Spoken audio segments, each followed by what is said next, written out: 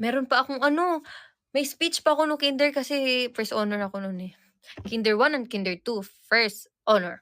Kaya kaya nga sinabi ko sa inyo 'pag mag-e-exam kami nung kinder, nasa table ako ng teacher namin kasi nangungopia yung mga classmates ko.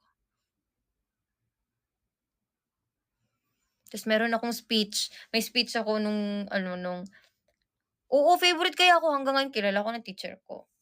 Nung grade 1 ako, nung grade 1 ako, ano, hindi ako ay, oo pala, nung grade 1 ako hindi ako nagpapaiwan sa tatay ko. Dapat ano 'pag yung seat ko kasi nasa may window ba sa labas. So, dapat paglingon ko nandun lang yung tatay ko, dapat hindi siya mawala sa paningin ko. Gano'n din yung mga kapatid ko. Kaya 'pag mawala guys ay iiyak ako guys, lalabas ako. Mm. So, dapat 'pag ano ko talaga, mga ilang buwan yun na gano'n, na dapat may nakabantay sa'kin sa labas. Hmm. Nung grade 2, honor ako nung grade grade kinder to grade 6 guys.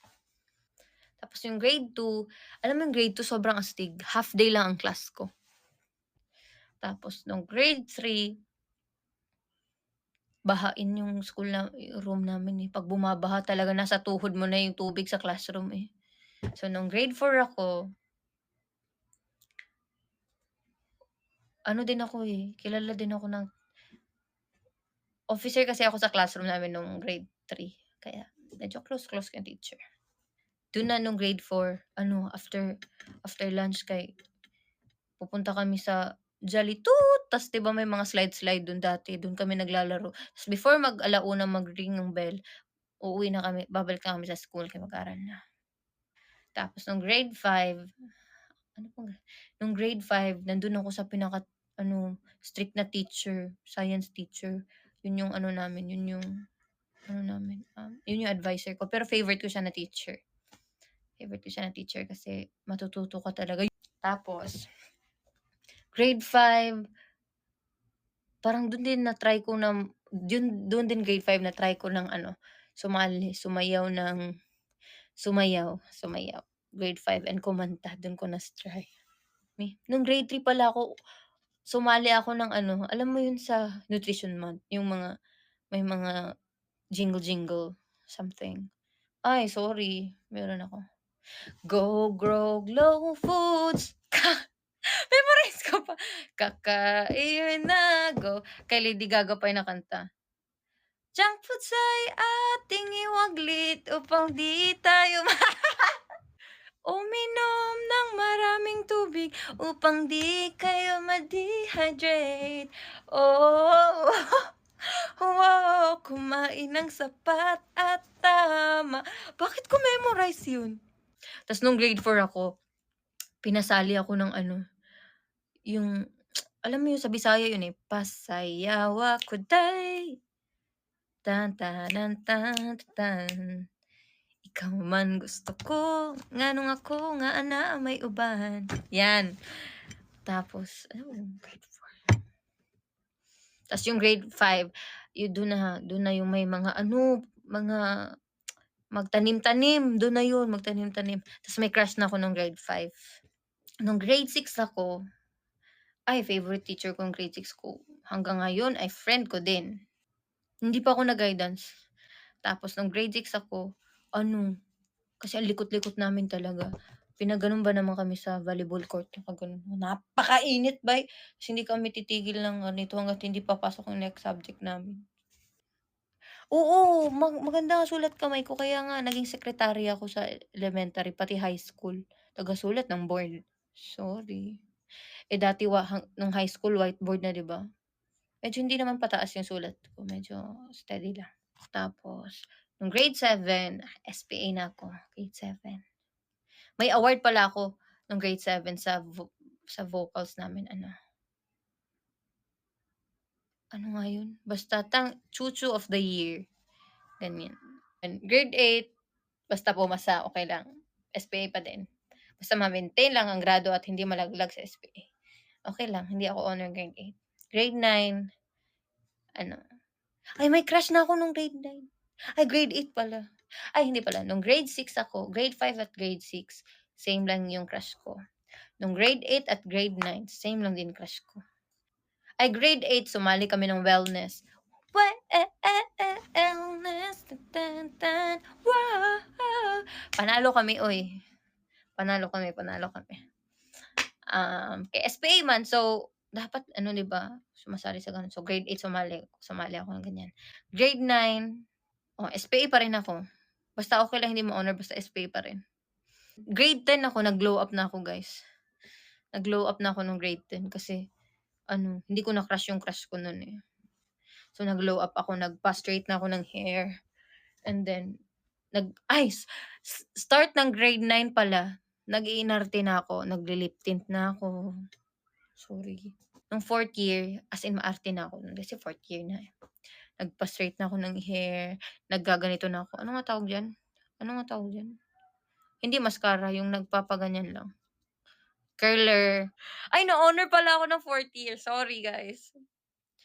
Pero honor pa rin ako ng 4th year. Yun yung goal ko, eh, bahala na hindi ako honor ng ano, grade 7, grade 8, grade 9, grade 9 basta 'pag ano na, mag-graduate na ma-honor ako. Sana honor ako guys.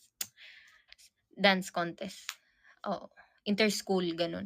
Ta's na-try ko din ng ano, litmus. Alam niyo yung litmus? Litmus, na-try ko yun.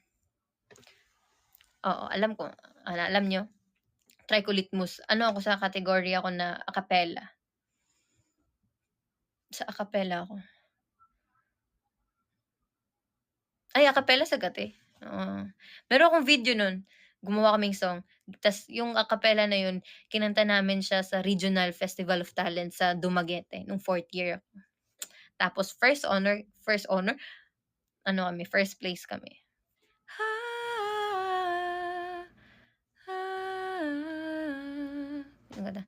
Palagi na lang nasa sulok, walang kibo,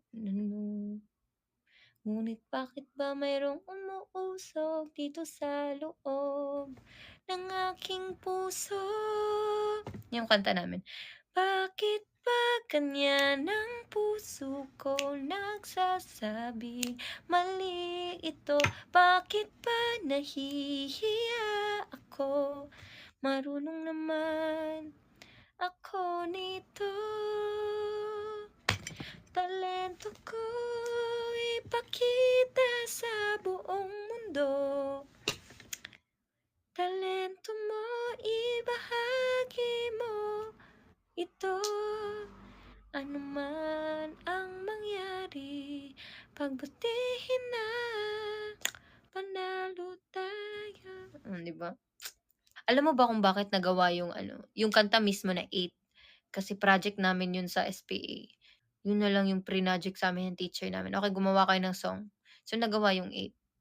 Tas may mga ano, yung sa buwan ng wika yung may mga jingle-jingle din, meron kaming gano'n. Narinig niyo ba yun? Narinig niyo ba siya? Nagsasalita, nagtutula sa wikang pambansa. Meron kami nun, galing namin. Wikang pinamana at ipinasa. Isa lang ako sa mga nagko-compose, madami kami. Tararararararararara, nag-speech choir din kami nung grade 9. Taranananananananananan, tarararararara, ating ibalik at ipagyaman. Tara, isigaw sa buong mundo na ang wika ko ay Pilipino. Cheer dance, 4th year, na-try namin, cheer dance.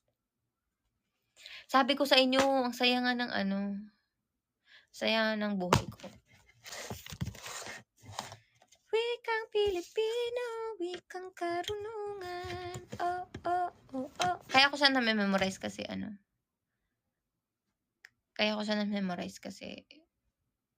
ano, ako yung gumawa. Na-try ko na mag-ano, mag-mega crew.